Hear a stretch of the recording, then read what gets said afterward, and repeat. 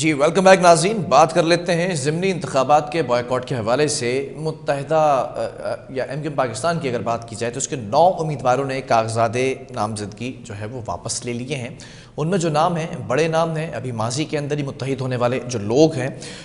مصطفیٰ کمال, doctor Farooq Sattar اور پھر محفوظ یار خان جو انہی کی پارٹی کا حصہ رہے ہیں, ڈاکٹر صغیر احمد, شیخ صلاح الدین, عبدالقادر خان زادہ, ریحان ہاشمی, عادل عسکری بھی اپنے کاغذات نامزدگی واپس لے چکے ہیں. جبکہ وسیم آفتاب, شاکر علی اور طلحہ احمد نے بھی یہ کاغذات جو ہے واپس لے لیے ہیں. بہرحال یہ فیصلہ کیا گیا تھا پہلے کہ ان تمام ناموں کو اتارا جائے گا اور پھر یہ ان حلقوں سے الیکشنز لڑیں گے ضمنی انتخابات, اور پھر یہی ذرائع بتا رہے تھے اور ایم کیو کا نیریٹو بھی یہی تھا کہ ہم یہ تمام سیٹس جو ہے اس پر فتح حاصل کریں گے. لیکن ایسا کیا ہوا کہ پھر واپس جو ہے وہ فیصلہ کیا گیا کہ نہیں لڑیں گے الیکشن. اور اس سے پہلے میں ذرا یاد دلا دوں, پی ڈی ایم کا بھی فیصلہ تھا اور پھر پیپلز پارٹی نے بھی فیصلہ کیا تھا کہ ہم الیکشن لڑیں گے. پھر پیپلز پارٹی نے بھی بائیکاٹ کیا تھا اور پیچھے ہٹ چکی تھی. اس کے بعد ایم کیو سیکنڈ نمبر پہ تھی, اور اب ایک اور خبریں آ رہی ہیں وہ پی ٹی آئی کی بھی کہ وہ بھی پیچھے ہٹ چکی ہے. وہ ایک اور نیریٹو ہے, وہ بھی آپ کے سامنے رکھیں گے.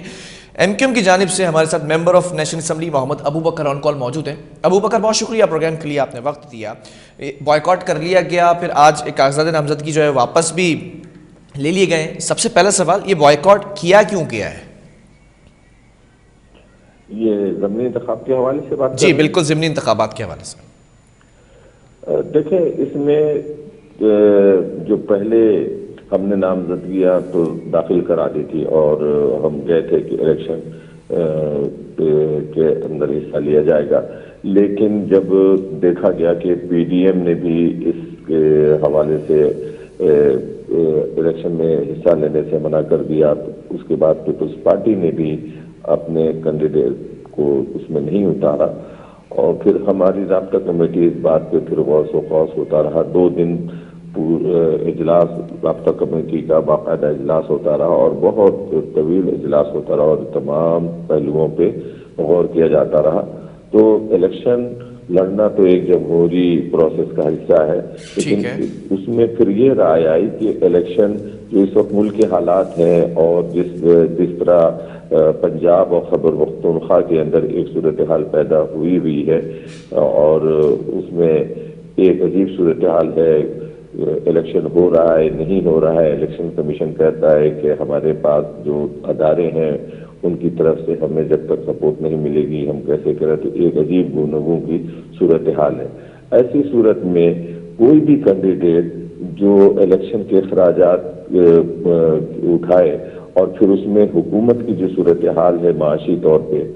وہ اس وقت پاکستان کی جو معاشی صورتحال ہے, جس طرح مہنگائی ہے, ایسے وقت کے اندر اربوں روپے کا اخراجات حکومت کا اور پھر اس کے بعد امیدواروں کا, اور وہ اس 2 مہینے یا 3 مہینے یا 4 مہینے کے لیے وہ منتخب ہو کر آئے. تو اس 3-4 مہینے میں کوئی آ کر قومی اسمبلی کے نشستوں پہ بیٹھ کر کون سے وہ عوام کے مسائل کو حل کر دے گا. تو یہ وہ تمام چیزیں تھیں کہ جن کو سامنے رکھتے ہوئے یہ فیصلہ کیا گیا کہ بہتر ہے کہ اس میں حصہ نہ لیا جائے. اور اس کے بعد جب جنرل الیکشن ہوگا, اور جنرل الیکشن میں کوئی تاریخ میں زیادہ دن نہیں ہے, 3-4-5 مہینے زیادہ, اکتوبر تک کا, اکتوبر میں جنرل الیکشن ہونے ہیں, تو 5-6 مہینے میکسیمم اس کا وقت ہے. اس میں کیئر گورنمنٹ بھی آ جائے گی. تو یہ تمام چیزوں کو سامنے رکھتے ہوئے پھر یہ فیصلہ کیا گیا کہ یہ 3-4 ماہ کی اسمبلی کی نشستوں کو حاصل کر کے ہم عوام کو چونکہ ڈیلیور کچھ نہیں کر پائیں گے, اور اس کے ساتھ ساتھ اپنے اخراجات اور حکومتی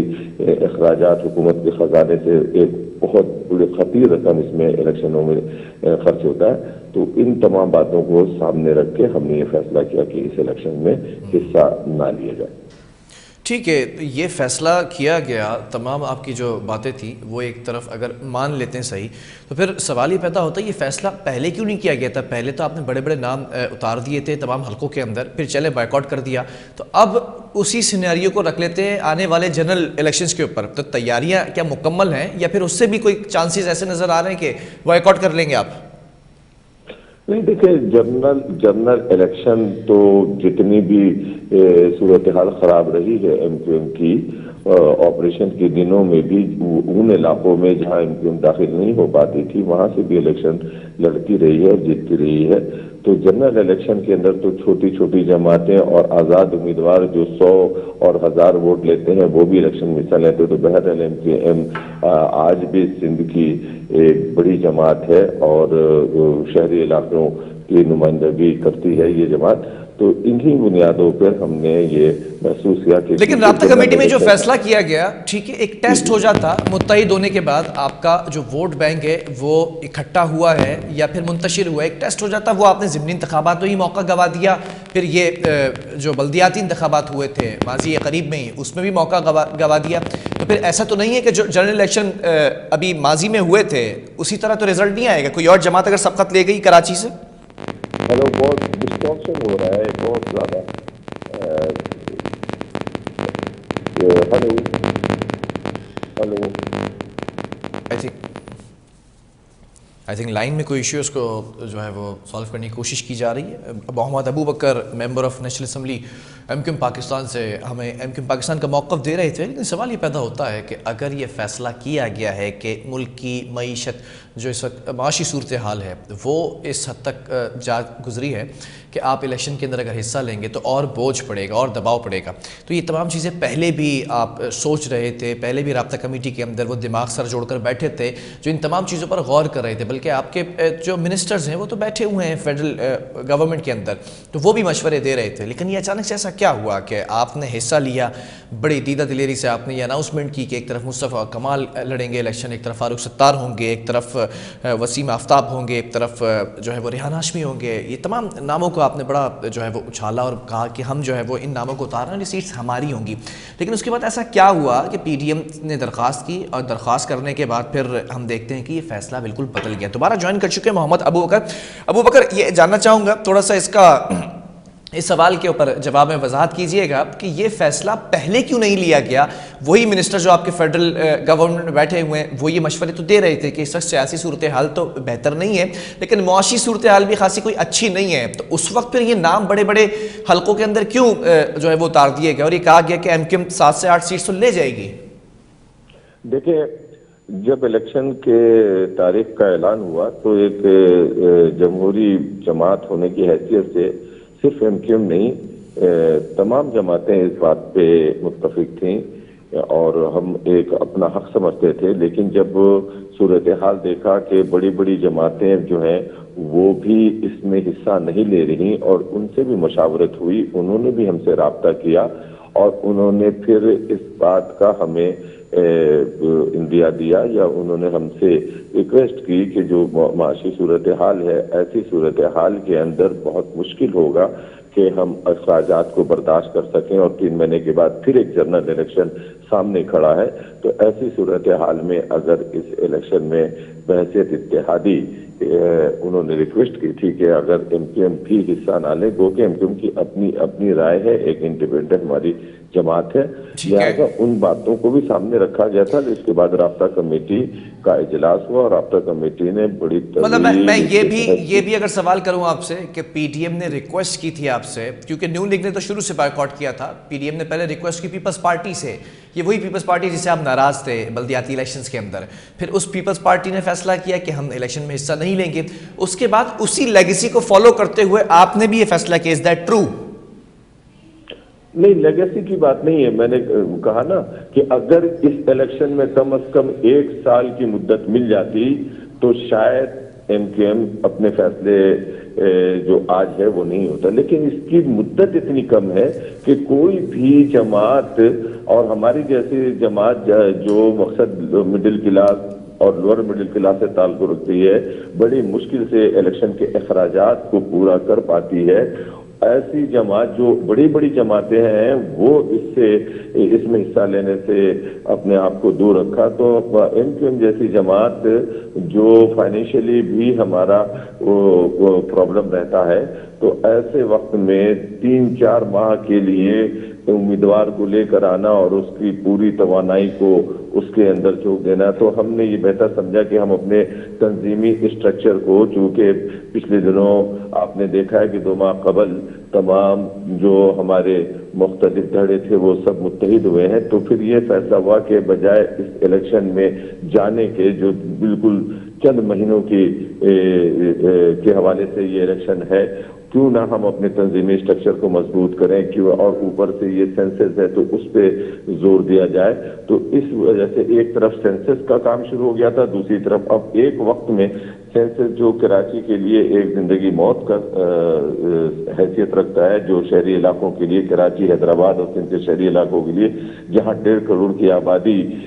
ثابت کی جا رہی ہے, 3 کروڑ کی آبادی کو 1.5 کروڑ لوگ اس میں سے مائنس ہیں, تو ہمارے لیے تو سب سے زیادہ اہمیت کا حامل وہ تھا. اب ایک وقت میں ہم یا تو الیکشن کا کمپین چلاتے یا پھر مردم شماری کے اندر جو ہے نا حصہ لیتے اور مردم شماری کو صحیح طور پہ ہم کرنے کی کوشش کرتے. تو یہ تمام چیزیں ہیں جن کو سامنے رکھتے ہوئے ہم نے یہ فیصلہ کیا کہ ہم اپنے تنظیمی اسٹرکچر کو, اپنے تنظیمی معاملات کو, اپنے کارکنوں کو موٹیویٹ کریں اور جنرل الیکشن کی ہم ابھی سے تیاریاں شروع کرتے ہیں. ٹھیک ہے, بہرحال بہت شکریہ. اس حوالے سے جو ہے وہ آپ کا موقف سامنے آ گیا. محمد ابو بکر MNA MQM پاکستان سے ہمارے ساتھ موجود تھے. اب دیکھنا یہ ہے کہ PDM MQM کے بعد PTI کا بھی الیکشن میں حصہ نہ لینے کا فیصلہ. وجہ یہ بتائی جا رہی ہے کہ PTI نے 9 حلقوں میں ضمنی الیکشن کے اسکیجول پر عمل درآمد معطل کرنے کے لیے الیکشن کمیشن کو خط لکھا ہے. خط میں جو متن سامنے آیا ہے, یہ کہا گیا ہے کہ کراچی کے 9 حلقوں میں ضمنی الیکشن کے اسکیجول پر عمل درآمد معطل کیا جائے, کیونکہ لاہور ہائی کورٹ میں 20 فروری کو ارکان اسمبلی کو ڈی نوٹیفائی کر دیا گیا تھا اور ہائی کورٹ کی ہدایت پر پنجاب میں ضمنی الیکشن کا اسکیجول معطل کیا جا چکا ہے. تو اب یہی بتایا گیا اس خط کے متن میں جو الیکشن کمیشن کو بھیجا گیا ہے کہ جلد ہی سندھ ہائی کورٹ میں بھی درخواست دائر کی جائے گی. مطلب پنجاب کا جو سینیریو ہے اسی کو سامنے رکھتے ہوئے یہاں پر الیکشن کمیشن کو خط لکھا گیا ہے کہ آپ یہ جو الیکشن ہے اس کو معطل کر دیں, اور سندھ ہائی کورٹ کے اندر اب یہ جو ہے وہ ایک پٹیشن دائر کی جائے گی. بہرحال اس پر بات کرتے ہیں. ہمارے ساتھ member of provincial assembly Sindh Jamal Siddiqui, جن کا PTI سے تعلق ہے, آن کال موجود ہیں. جمال صاحب بہت شکریہ جوائن کرنے کے لیے. جاننا یہ چاہوں گا کہ تمام سیاسی جماعتوں نے فیصلہ کیا, PDM کی تمام جماعتیں فیصلہ کرتی رہیں اور پھر MQM کا بھی فیصلہ آ چکا کہ اب الیکشن میں حصہ نہیں لیں گے, پھر آپ لوگوں نے بھی یہی فیصلہ کیا ہے کہ الیکشن کے اندر حصہ نہیں لیں گے, تو یہ کیا اسی چیز کو, اسی ٹرینڈ کو فالو کیا ہے؟ دیکھیں, وہ PDM کی جماعتیں نجات نے کس سازش کے تحت یہ فیصلہ کر رہی تھی جب نامینیشن جمع کی جا رہی تھی, تو ہم تو خود حیران تھے کہ انہوں نے کون سی ایسی سازش چھپا کے رکھی ہے جو بعد میں لے کر آئیں گے, یا کون سے ایسا وہ چمتکار کرنے والے ہیں. ہمیں تو ان کی اسٹریٹجی کا انتظار تھا, لیکن جب یہ لاہور ہائی کورٹ نے فیصلہ دیا ہے تو میں سمجھتا ہوں کہ لاہور ہائی کورٹ کا فیصلہ یہ پورے ضمنی الیکشن کے اوپر لاگو ہوتا ہے, چاہے وہ پنجاب کے اراکین ہو, کیونکہ جب پنجاب کے اراکین پہ لاگو ہو گیا تو یہ تو وہ فیصلہ ان 33 اراکین پر ہوا ہے نا جن کے ضمنی الیکشن اعلان کر چکے تھے, اناؤنس ہو چکے تھے. تو اب ایسا تو نہیں ہے کہ جو ضمنی الیکشن لاہور میں پنجاب میں ہونے وہ کالعدم قرار دے دیے گئے اور باقی صوبوں میں ہو جائیں گے. تو جو لاہور ہائی کورٹ کا فیصلہ ہے, ہونا تو یہ چاہیے تھا کہ الیکشن کمیشن کو لاہور ہائی کورٹ کے فیصلے کو سرخم تسلیم کرتے ہوئے خود اعلان کر دینا چاہیے تھا. لیکن افسوس اس بات کی ہے کہ جس ملک کا الیکشن کمیشن خود ایک بدنیت الیکشن کمیشن ہو اور 22 الیکشن کمیشنر ہو, تو نہیں تو آپ کو لگتا ہے کہ جو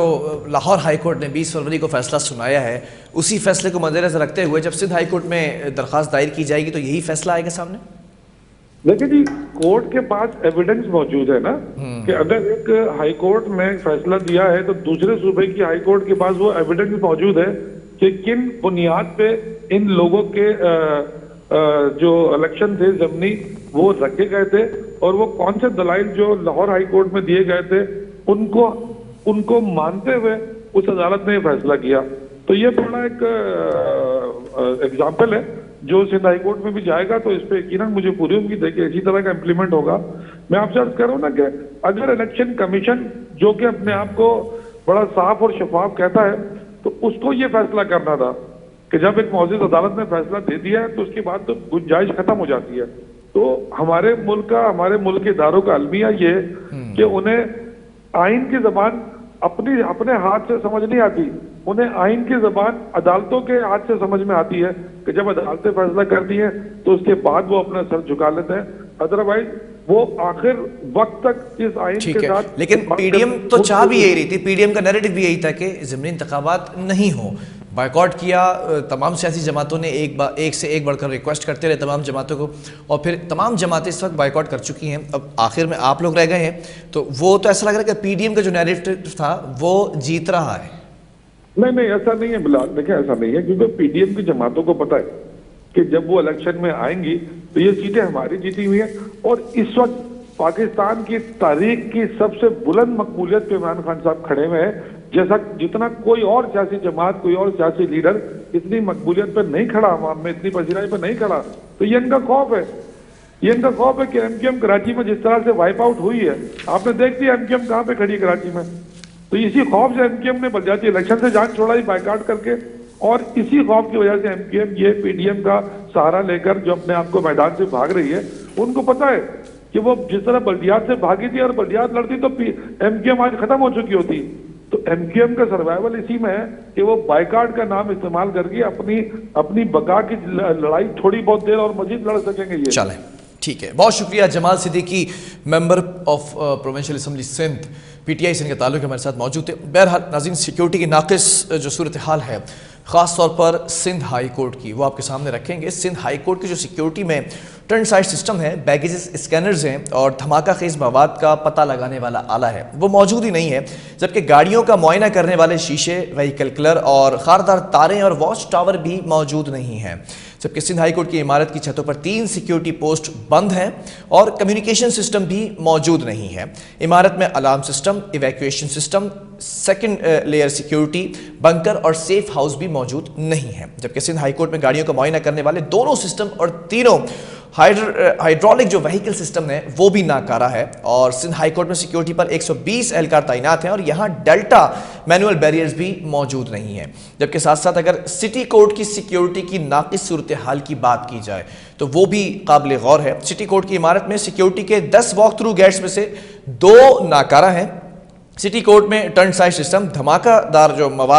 مادے کی نشاندہی کرنے والے آلات ہیں اور اسٹاپ بیریئرز ہیں وہ بھی موجود نہیں ہیں، جبکہ سٹی کورٹ میں گاڑیوں کا معائنہ کرنے والے سسٹم، وہیکل کلر اور خاردار تاریں اور سیکیورٹی پوسٹ بھی موجود نہیں ہیں۔ ساتھ ساتھ آپ کو یہ بھی بتائیں گے کہ سیکیورٹی جو سٹی کورٹ کی پوری عمارت کی سیکیورٹی کے لیے ایک میٹل ڈیٹیکٹر موجود ہے۔ سٹی کورٹ میں 491 سی سی ٹی وی کیمروں سے جو موجود ہیں اس میں سے 299 کیمرے ناکارہ ہیں، جبکہ آگ بجھانے کے آلات بھی موجود نہیں ہیں۔ سٹی کورٹ میں الارم سسٹم، گارڈ روم اور ایمرجنسی ایگزٹ بھی موجود نہیں ہے۔ سٹی کورٹ میں جو سیکنڈ لیئر سیکیورٹی ہے، فرسٹ ایڈ باکس ہے، ڈاکٹرز، ایمبولینس، بنکر یا سیف ہاؤس بھی موجود نہیں ہے۔ سیکیورٹی کے حوالے سے ذرا بات کر لیتے ہیں۔ سٹی کورٹ میں سیکیورٹی پر 90 اہلکار تعینات ہیں، لیکن security incharge D S P کو جو پوسٹ ہے وہ خالی ہے۔ حال ہی میں جو کے پی او پر ہونے والے حملے کے بعد وہاں کی سیکیورٹی سے متعلق خرابیاں سامنے آئی تھیں۔ ساتھ ساتھ آپ کو بتائیں گے جو گزشتہ 24 گھنٹوں کے دوران جرائم کی رپورٹ پیش کی جاتی ہے وزیر اعلیٰ سندھ مراد علی شاہ صاحب کو، وہ بھی پیش کر دی گئی ہے۔ وزیر اعلیٰ سندھ کو جرائم کی روک تھام کے اقدامات پر additional I G Karachi Javed Alam Odho نے جو رپورٹ پیش کی ہے اس میں کچھ چیزیں سامنے آئی ہیں۔ 24 گھنٹوں کے دوران جو 163 اسٹریٹ کرائم کی وارداتیں ہوئی ہیں وہ رپورٹ ہوئی ہیں، جن میں سے 68 موبائل نقدی چھیننے اور 3 کار چوری، 9 موٹر سائیکل چھیننے اور 83 چوری کی وارداتیں شامل ہیں۔ گزشتہ 24 گھنٹوں کے دوران پولیس اور جرائم پیشہ افراد کے درمیان 3 مقابلے ہوئے ہیں۔ دوران مقابلہ 2 جرائم پیشہ افراد ہلاک جبکہ 4 کو زخمی حالت میں گرفتار کیا گیا ہے۔ 13 اسٹریٹ کرمنلز چوروں کو رنگے ہاتھوں گرفتار بھی کیا گیا ہے۔ مجموعی طور پر 143 ملزمان کی گرفتاری عمل میں لائی گئی ہے، جن میں سے 27 اسٹریٹ کرمنلز، 11 کار لفٹرز، 2 قاتل، 29 افراد کو غیر قانونی اسلحہ رکھنے پر گرفتار کیا گیا ہے، جبکہ 20 منشیات فروش، 54 دیگر جرائم میں ملوث افراد کو بھی گرفتار کیا گیا ہے، جبکہ پولیس نے مختلف کارروائیوں کے دوران 31 غیر قانونی اسلحہ، 20 کلو گرام چرس برآمد کی ہیں، جبکہ 1155 گرام ہیروئن اور 18 چوری کے موبائل اور 16 موٹر سائیکلیں برآمد کی ہیں۔ یہ رپورٹ بھی جو ہے وہ آج پیش کر دی گئی ہے، اور آج بات کریں گے ہم انڈس ڈیلٹا کے حوالے سے سندھ حکومت کی جانب سے، اور جو سندھ حکومت کا یہ محکمہ ہے سندھ فارسٹ ڈپارٹمنٹ، ان کی جانب سے ہم نے جو انویٹیشن تھا اس کو oblige کیا اور پورا ایک دن انڈس ڈیلٹا میں گزارا، اور وہاں پر جو منسٹر سندھ فارسٹ ڈپارٹمنٹ ہیں نواب محمد تیمور تالپور صاحب، وہ بھی ہمارے ساتھ جو ہے وہ پورے دن وہاں پر موجود رہے۔ بورڈ کے ذریعے ہم نے اس راستے کو کراس کیا، پھر مینگرووز لگانے کے حوالے سے جو ہے وہ ہمیں بریفنگ دی گئی، کیونکہ مینگرووز کے حوالے سے میں بتاتا چلوں جو اس وقت کلائمیٹ چینج ہے اس پر بہت اچھا یہ امپیکٹ رکھتے ہیں، اور ساتھ ساتھ سونامی کے حوالے سے بھی یہ بڑا اچھا ایک کاؤنٹر ہے مینگرووز، اور ساتھ ساتھ آئل ان کے نیچے جو اس مٹی کے اندر جمع ہوتا ہے اور اس کو جو ہے وہ آگے مختلف مراحل سے گزار کر اکانومی کا حصہ بنایا جاتا ہے، بلو اکانومی پر بھی ایفیکٹ ہوتا ہے۔ یہ تمام چیزیں ہم نے وہاں پر پورا دن دیکھی، اور آپ وقفے کے بعد جو ہے وہ ایک ڈاکومنٹری جو ہم نے بنائی ہے وہ آپ دیکھ سکیں گے۔ ایک وقفہ لیں گے اور وقفے کے بعد پورے وہاں کے مناظر آپ دیکھ سکیں گے۔